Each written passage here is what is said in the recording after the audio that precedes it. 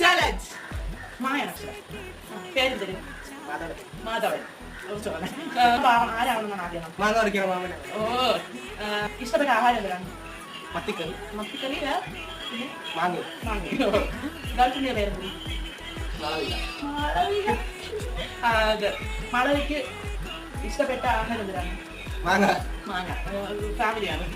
കയ്യിൽ ഫോണിന്റെ പേര്? മോട്ടോറോള. ഓ, ഏതൊരു പഠിച്ചു?